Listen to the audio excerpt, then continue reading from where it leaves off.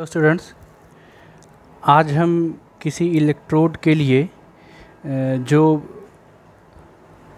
उस इलेक्ट्रोड का पोटेंशियल होता है, अगर कंडीशंस स्टैंडर्ड ना हो, मतलब उस इलेक्ट्रोड का जो विभव होगा, अगर जो आपकी स्थितियां हैं वो मानक स्थितियां ना हो। जैसे क्या बोला जा रहा है कि अगर किसी आपको इलेक्ट्रोड का विभव या पोटेंशियल निकालना है और कहा गया है कि अब जो आपका तापमान है, जो टेम्परेचर है वो 298 केल्विन नहीं है और आपका जो सांद्रता है, जो कंसंट्रेशन है वो 1 मोलर नहीं है, तो उस केस में आप इलेक्ट्रोड पोटेंशियल या इलेक्ट्रोड विभव कैसे निकालेंगे। ये जो ई नॉट लिखा गया है, आप सबको पता है कि ये मानक इलेक्ट्रोड विभव या स्टैंडर्ड इलेक्ट्रोड पोटेंशियल होता है। तो ये तो आपने पढ़ रखा है कि कैसे ये इलेक्ट्रोकेमिकल सीरीज़ में आप लोगों ने देख रखा है, ठीक है। तो इसके लिए अगर मानक स्थितियां नहीं हैं, स्टैंडर्ड कंडीशंस नहीं हैं, तो नस्ट साहब ने एक इक्वेशन दिया। तो उस इक्वेशन को हम लोग देखते हैं। उन्होंने सबसे पहले कहा कि मान लेते हैं कि कोई एक इलेक्ट्रोड रिएक्शन हो रहा है, ठीक है।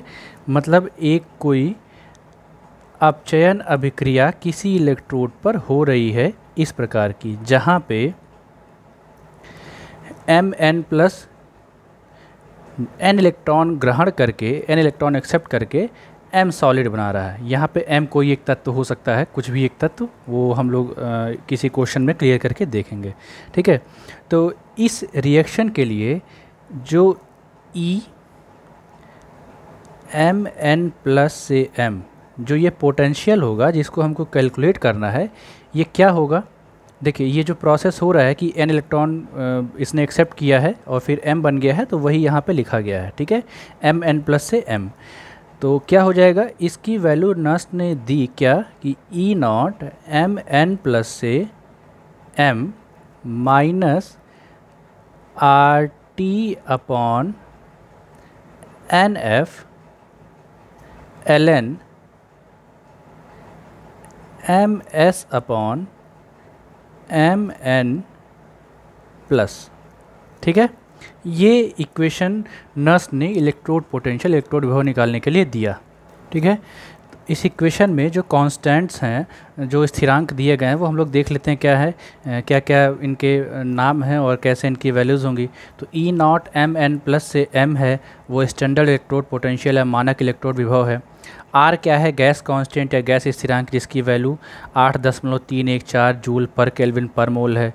T तापमान है और ये जो है वो 298 केल्विन इस इक्वेशन में भी रखते हैं। N है नंबर ऑफ़ इलेक्ट्रॉन्स यूज्ड, कितने इलेक्ट्रॉन यूज़ हो रहे हैं।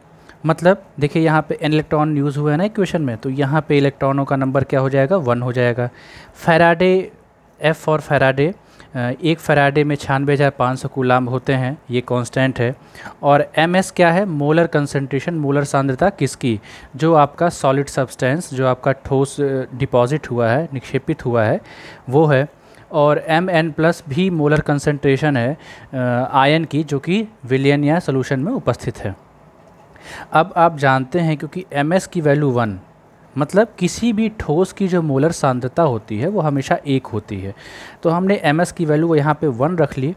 1 रखने के बाद ये इक्वेशन किस फॉर्म में कन्वर्ट हो जाएगा, E Mn प्लस से m is equal to E naught Mn plus minus RT upon NF ln 1 upon Mn plus, ठीक है। यहाँ पे ln जो है वो क्या है, नेचुरल लॉग, प्राकृतिक लघुगुणक है, ठीक है। तो अब अगर हम ये R की वैल्यू इक्वेशन में, T की वैल्यू इक्वेशन में, F की वैल्यू ये, और ln x जो नेचुरल लॉग है, प्राकृतिक लघुगुणक है, उसको बेस 10 पे, आधार 10 पे इस प्रकार कन्वर्ट करते हैं। जैसे अगर ln x लिखा हुआ है, कुछ भी है, इसको अगर आपको बेस 10 में कन्वर्ट करना है तो ये 2.303 और log बेस 10 x ऐसे हो जाता है, ठीक है। तो अगर हम इसको बेस 10 में इस नेचुरल लॉग को कन्वर्ट कर लें तो ये इक्वेशन कैसे कन्वर्ट हो जाता है, ये इक्वेशन ऐसे सिंप्लीफाई हो जाएगा, E Mn प्लस से m is equal to E naught Mn plus से m minus 0.059 upon n log base 10 1 upon mn+।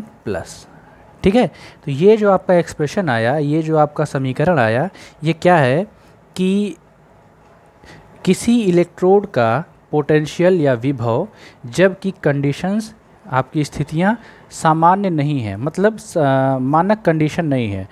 मानक कंडीशन ना होने का मतलब कि ये जो यहाँ पे मोलर सांद्रता होती है ये मानक कहलाएगी अगर ये मोलर सांद्रता 1 हो। तो आप जब क्वेश्चन इस पे करेंगे तो यही मोलर सांद्रता आपकी 1 ना होके कुछ होती है, जो कि क्वेश्चन में आपको बताया जाएगा। ठीक है।